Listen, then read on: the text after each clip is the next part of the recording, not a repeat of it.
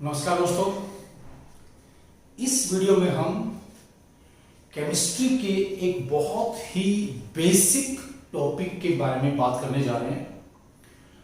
तो टॉपिक का नाम है oxidation states. So let's define oxidation. So loss of electron और electrons during a reaction is known as oxidation.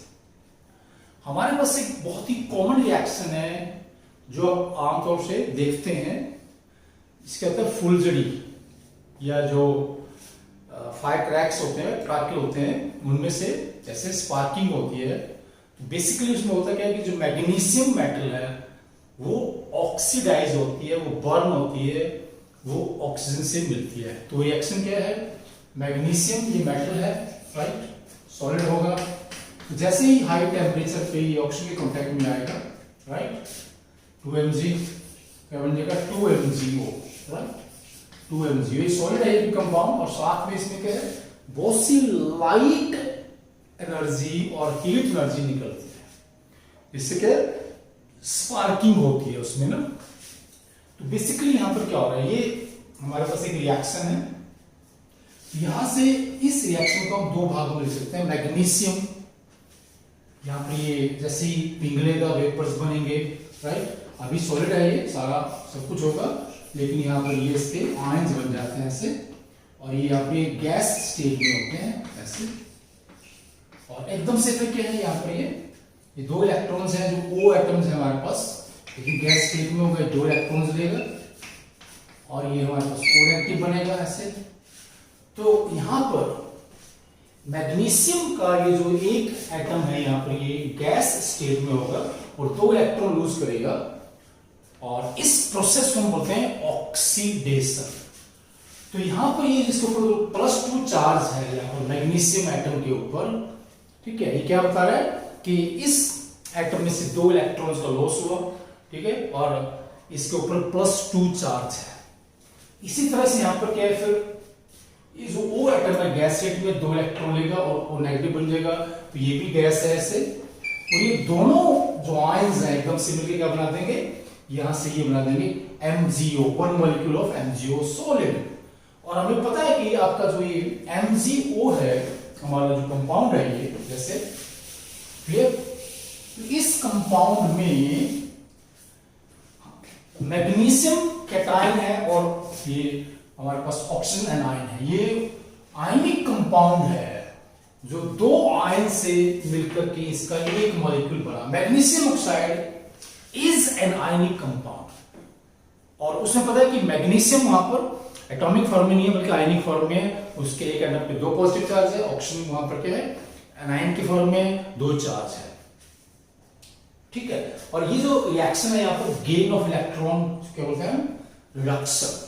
और ये दोनों रिएक्शंस क्या एकदम से इकट्ठा होती है, the two reactions occur simultaneously, अलग अलग से नहीं होंगे।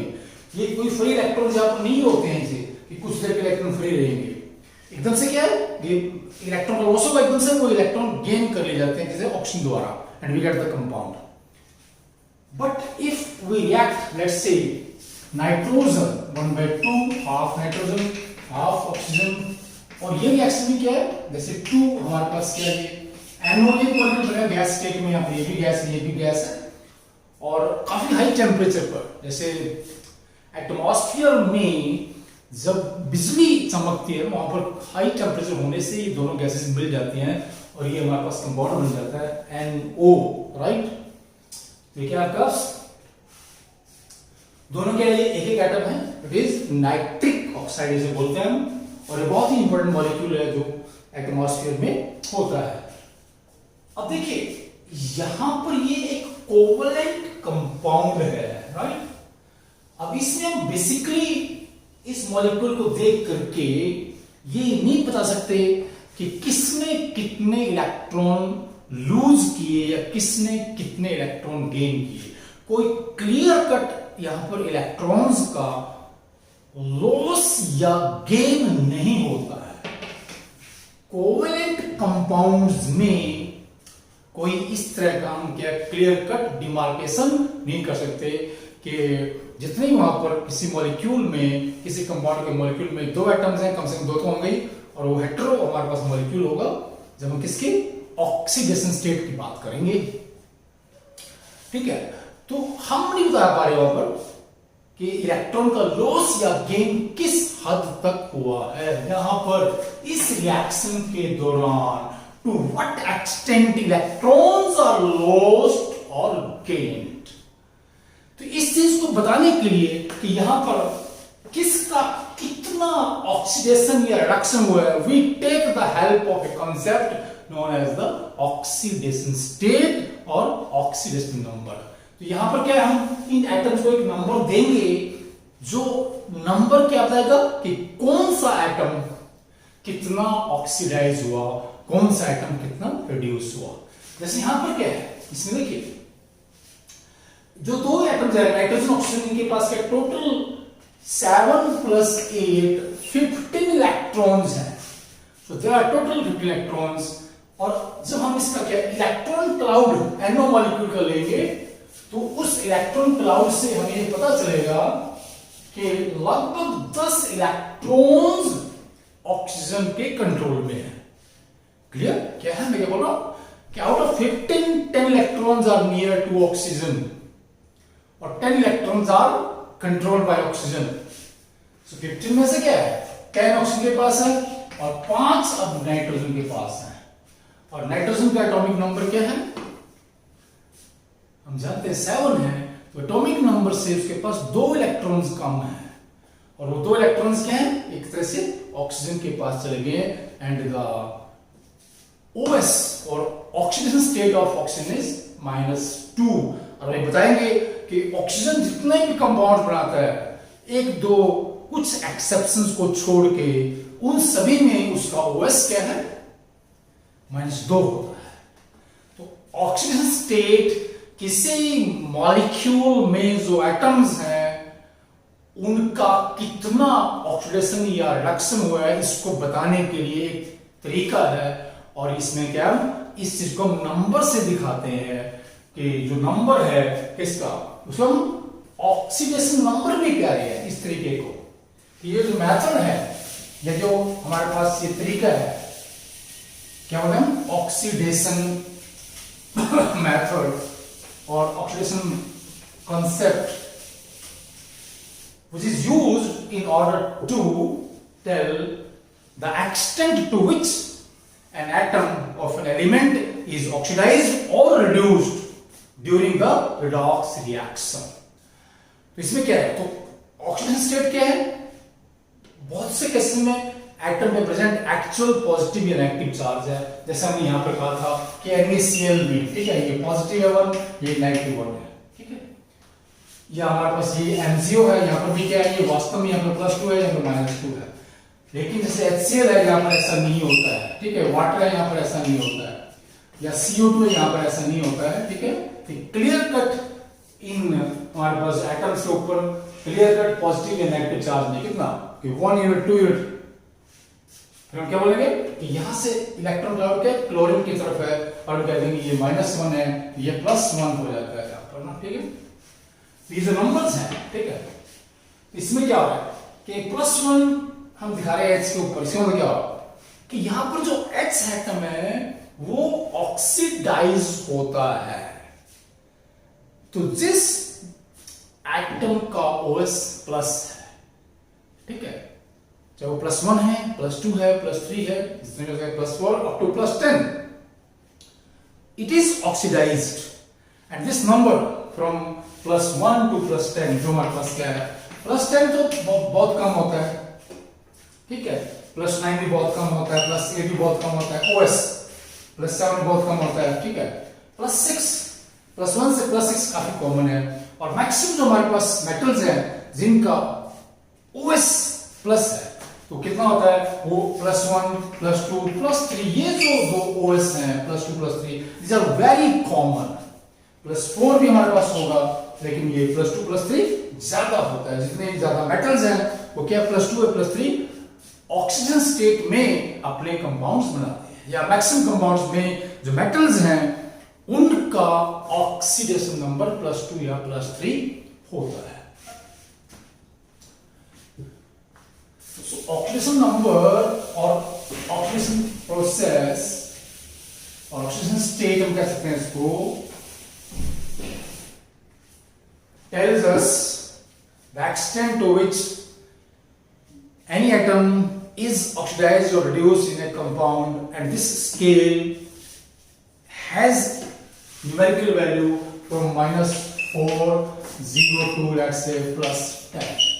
बहुत ही कम होगा ये, मैंने बोला +10 बहुत कम होता है, +9 भी कम होता है मेटल में, +8 भी कम होता है, +7 भी कम ही होता है, लेकिन उसके बाद क्या है, the other OS +1, +2, +3, +4 are very very common. तो इस तरह से जितने भी कंपाउंड्स हैं उनमें जो एटम्स हैं हम ये देखते हैं उन एटम्स के ऊपर कितना प्लस या माइनस चार्ज है एक्चुअली, या कई बार वो चार्ज वहां पर एक्चुअल नहीं होता है। मॉलिक्यूल्स के बिहेवियर को एक्सप्लेन करने के लिए हम क्या है ये अज्यूम करके चलते हैं वहां पर क्या है कि उनके ऊपर इतना चार्ज है।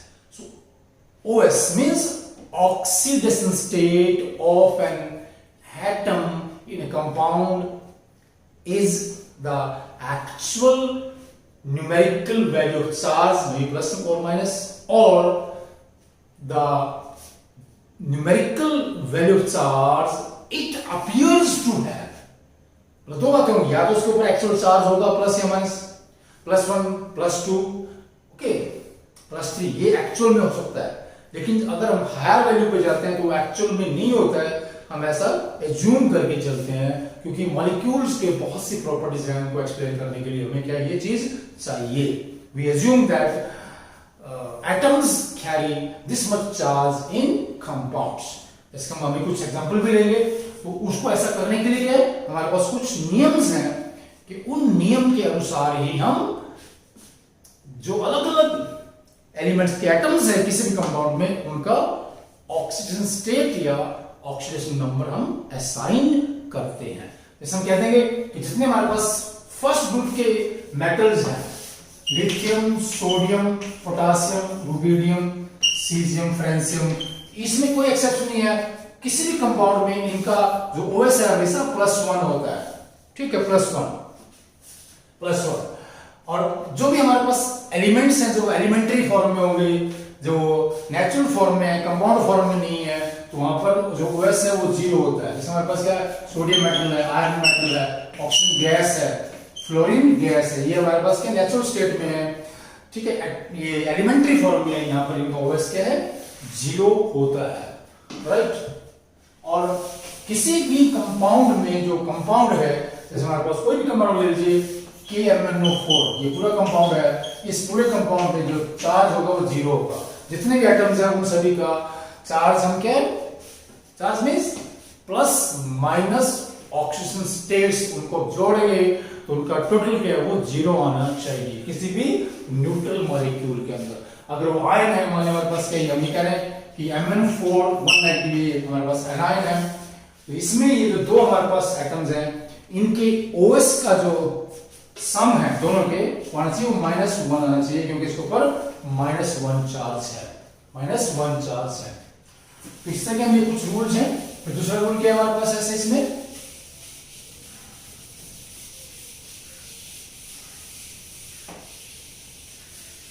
तो इसमें कोई ऑर्डर नहीं होता है जो हम ये डिस्कस कर रहे हैं, जिस भी मर्जी आप ऑर्डर में इनको ले सकते हैं।